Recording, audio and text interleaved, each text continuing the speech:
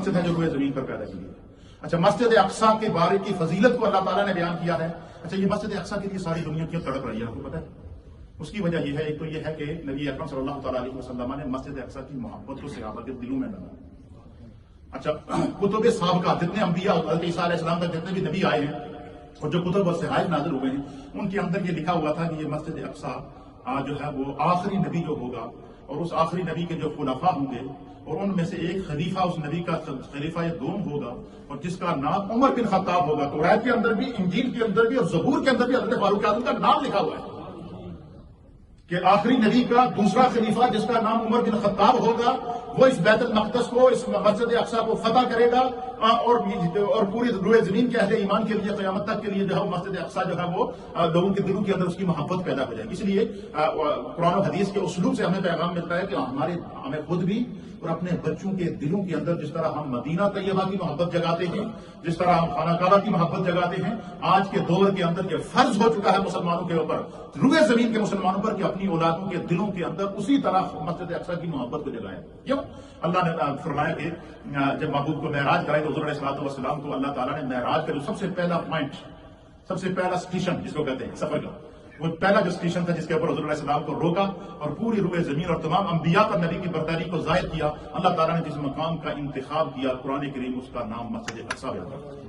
15واں پارہ ہے، اللہ فرماتا ہے سبحان الذی اسریٰ بعبدہ لیلا من المسجد الحرام الی المسجد الاقصیٰ، کہ پاک ہے وہ ذات کہ جس نے سیر کرائی اپنے بندہ خاص کو، اپنے عبد مکرم کو مسجد حرام سے مسجد اقصیٰ تک۔ یہ حضور علیہ الصلوۃ والسلام۔ اچھا، مسجد اقصیٰ میں جب حضور پہنچی تو اللہ پاک نے عالم ارواح سے اور عالم برزخ سے کم و بیش 1.25 لاکھ انبیاء اکرام کو اپنی قبروں سے نکال کر دوبارہ زمین کے اوپر لا کر مسجد اقصیٰ میں صف بستہ کھڑا کر دیا کہ جس محبوب کی خاطر میں نے آج روئے زمین کو بنایا ہے، اس محبوب نے آج اس مسجد اقصیٰ میں قدم رکھنا ہے، لہذا ہر نبی اس مسجد میں موجود سرکار کا استقبال کر رہا ہے۔ اب وہ کیا منظر ہوگا کہ حضرت سلیمان علیہ السلام بھی اس معراج کے موقع پر موجود تھے اور اپنے ہاتھوں سے بنائی ہوئی مسجد کو دیکھ رہے تھے کہ آج میری اس بنائی ہوئی مسجد میں اللہ کے پیارے حبیب قدم رنجا فرمائے۔ حضور علیہ السلام نے مسجد اقصیٰ میں امامت کرائی، پھر حضور کو جو آسمانوں پر لے جایا گیا، مسجد اقصیٰ جو ہے نا، یہ جو ایک ڈوم سا بنا ہوا ہے اور خوبصورت سا گولڈ ٹائپ کا ڈوم بنا ہوا، لوگ سمجھتے ہیں یہ مسجد اقصیٰ، یہ مسجد اقصیٰ نہیں ہے۔ اس کے ساتھ یہ جو پرانی والی عمارت ہے یہ ہے مسجد اقصیٰ۔ یہ جو ڈوم بنا ہوا نا، یہ وہ جگہ ہے جہاں سے حضور علیہ الصلوۃ والسلام براق پر بیٹھ کر آسمانوں پر گئے تھے، یہ وہ مقام ہے۔ پھر وہ مسجد جس کو جنات سے حضرت سلیمان علیہ السلام نے تعمیر کیا، وہ آج بھی اصلی شکل میں موجود ہے، ایک بات۔ دوسری بات ہمیں یہ بھی معلوم ہونا چاہیے کہ قیامت آئے گی، کیا ہوگی؟ قرآن نے بیان کیا قیامت، پوری صورت لا اقسم بیوم القیامہ، اللہ تعالیٰ نے قیامت کے دن کی قسم کھائی ہے۔ پھر اسی طریقے سے قیامت برپا ہوگی، ایک پورا اینڈ آف دا ورلڈ ہو جائے گا، 7 آسمان ختم ہو جائیں گے، 7 زمینیں ختم ہو جائیں گی، ایک میدان بنے گا۔ کیا ہوگا؟ ایک میدان بنے گا، اور میدان حشر برپا ہوگا، اور حشر کا جو مرکزی مقام ہوگا، میدان حشر کا جو مرکزی مقام ہوگا، جہاں پر ہر نبی کا دیدار بھی ہوگا،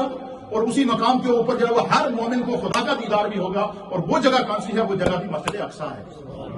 حشر کا دن، میدان حشر جب ہوگا تو حشر بپا جو ہوگا، نبی پاک نے فرمایا کہ حشر کا جو مقام ہوگا وہ مسجد اقصیٰ ہوگا۔ مسجد اقصیٰ سے جو وہاں پر ہر نبی موجود ہوگا، اور ہر نبی کا صاحب ایمان امتی، ہر نبی کا امتی مسجد اقصیٰ کا دیدار کرے گا۔ اس لیے جو ہے وہ ضروری اس امر کی ہے کہ یہ جو پھر فاروق اعظم کے دور کے اندر مسجد اقصیٰ کو فتح کر دیا گیا، لیکن چونکہ یہود کو اور اسی طریقے سے دنیا کے مختلف مذاہب کے جو لوگ ہیں، ان کو اس بات کا یہ معلوم ہے، ان کی کتابوں کے اندر بھی لکھا ہوا ہے، قرآن میں بھی ہے، اور نبی پاک نے اس کو کھول کر بیان کر دیا کہ مسجد اقصیٰ ہی مسلمانوں کا میدان حشر میں مرکز ہوگا، اور جو میرے آقا علیہ الصلوۃ والسلام کا مقام محمود لگے گا، اور حضور علیہ الصلوۃ والسلام روئے زمین کے ہر ایمان والے کی شفاعت کریں گے، اس کے لیے بھی مسجد اقصیٰ کا ہی مقام ہوگا، اور وہاں پر سب نبی اور انبیاء موجود ہوں گے۔ اس لیے ضرورت اس امر کی ہے کہ جس طرح ہم اپنے بچوں کو خانہ کعبہ کی عظمت بتاتے ہیں، اپنے بچوں کو مسجد نبوی کی عظمت بتاتے ہیں، اسی طریقے سے ہم اپنے بچوں کو مسجد اقصیٰ کی عظمت کو سکھائیں۔ یہ ضروری ہو گیا ہے آج کے دور کے